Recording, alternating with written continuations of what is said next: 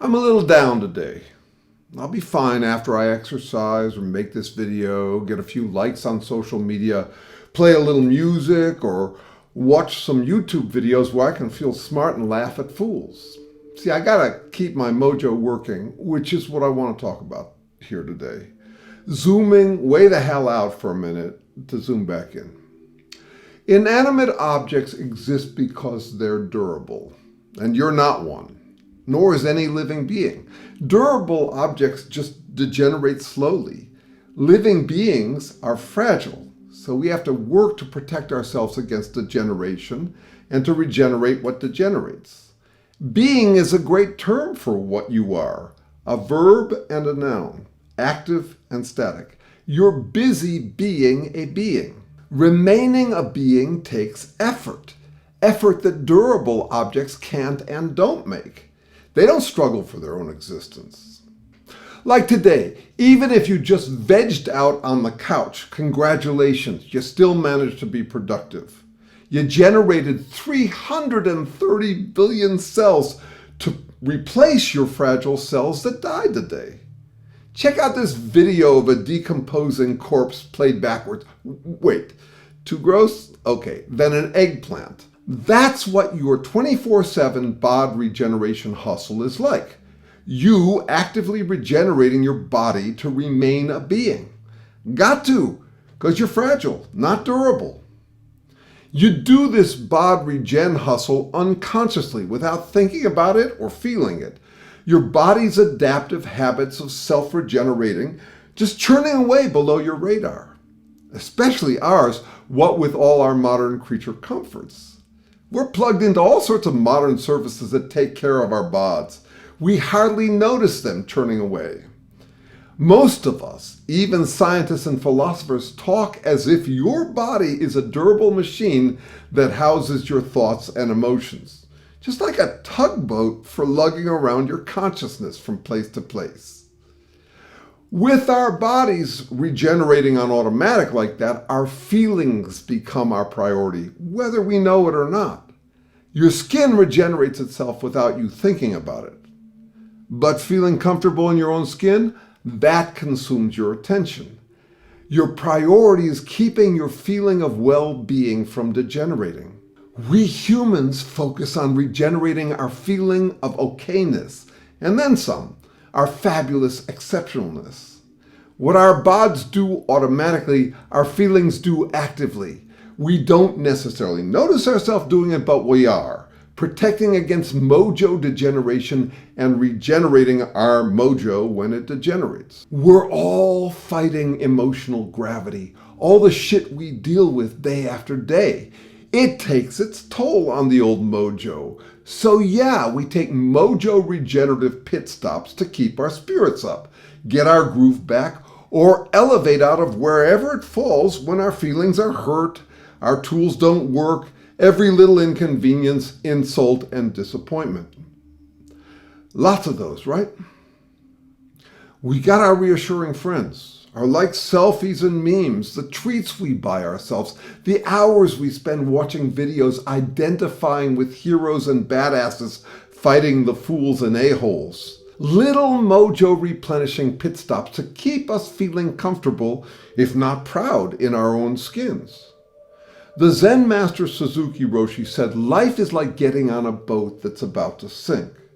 Maybe he meant that we're each doomed to die, but I think it's more than that. Life is like getting on a leaky boat that is constantly at risk of that sinking feeling. Though not a boat, more like treading water, trying to keep those sinking feelings from drowning us. Sometimes we act like it's okay that we're doing all this mojo regeneration work. We shop talk the cool new stress reduction practices to combat burnout. We're not ashamed of our restorative mindfulness meditation, rejuvenating vacations, and recreational activities, literally recreating or regenerating our mojo. And then sometimes we act like we're just durable objects, as though people ought to be maintenance-free machines, like we're tough, durable, and can withstand anything. We accuse people of getting upset as though it's a rare and discrediting illness. We sneer at people's self-indulgent selfies, as though mojo replenishing pit stops are only a thing for deficient souls. I call that robo-envy, wishing we were durable machines that shouldn't need any mojo replenishment. These days, everyone's talking about whether AI bots are gaining consciousness. Those who argue that they aren't say AI has no thoughts or emotions, so they're not grounded in reality. I'd say it's more fundamental than that.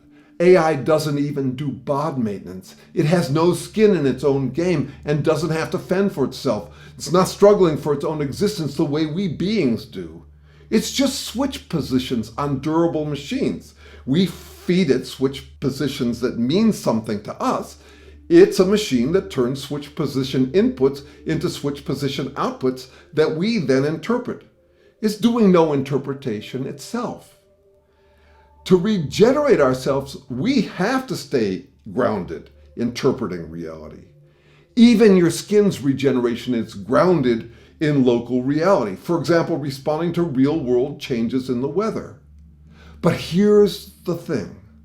When we're sad, angry, disappointed, or otherwise feeling like we're sinking emotionally, we tend to get ungrounded. Not just unstable, but losing touch with reality, mostly through a change in how we use words. Words can be grounded in reality, but it's optional. We can use them to describe reality, but we can also just use them like animal sounds, involuntary calls. When you stub your toe or someone angers you, you might blurt a swear word to ease the pain. The word shit can mean poop, but if you call someone a shit, you don't even have to think about its real meaning. It's the feeling of the word that matters to you. All you need to know is that it's bad. When our mojo is threatened and we feel flustered, we tend to get robotic, ungrounded, lurching automatically to blurt whatever familiar phrases make us feel comfortable in our own skin again. We'll say anything to feel innocent, spouting whatever words sounds make the stinging, sinking feeling go away. Uplifting words about ourselves and downgrading words for whoever we feel is depleting our mojo. No, you shit. I'm honest, kind, reasonable. Such word blurting is a dangerously ungrounding kind of mojo regeneration. I'll call it getting chimperious. Monkey dominance expressed in imperious words. It's like we've each got a chimp on our shoulders, coaching us to parrot whatever word sounds might save us from drowning. They're throwing us hollow hole lifesavers, words with their meanings hollowed out. We can get addicted to chimperiousness to keep us from drowning, or just for the advantages it gives us, lifting our heads out of water, lifting us up by dunking others down. For example, MAGA supporters proudly declare themselves born-again Christian patriots, and their enemies woke traitors. Woke and born again mean about the same thing, suddenly seeing the light. But that doesn't matter. All that matters to MAGA is that born again flatters them and woke discredits their rivals. It's a standard sado-narcissistic dunking move, treading water in a crowded pool, dunking others to lift ourselves up. It's ungrounded from reality and even from politics. It's pure chimperiousness. Such loaded but hollow words become like brand names in the hands of cliques and cults of any kind. Left, right, spiritual, atheist, whatever. None of that grounded stuff matters. Even common terms like patriot and traitor, holy and heathen, freedom fighter and terrorist become proprietary, exclusive brand name terms in the mouths of cultists. A cult can claim authority on what words like traitor and patriot mean without ever bothering to consider the words' meanings. I worry about AI bots, but more about people getting robotic. Their loaded word sounds getting more and more ungrounded from reality. Reality only tolerates so much bullshit. We could drown in our own ungrounded words. Stay human and appreciate your 24/7 mojo regeneration hustle, the emotional equivalent of regenerating your daily 330 billion cells. And congratulate yourself for doing it in healthy ways. When you get a mood boost off of exercising, posting selfies, or fantasizing about being as heroic as fictional characters while remembering that it's fantasy, you're doing a little something good for the world. You're getting the mojo boost you need without joining some robotic, ungrounded, chimperious cult. 'Cause I tell ya, people be tripping, and I wouldn't put it past me. People be tripping, and I wouldn't put it past me when I tell you that I'd really like it if you'd subscribe. You just clicking that little button makes a huge difference for me. Thanks a lot.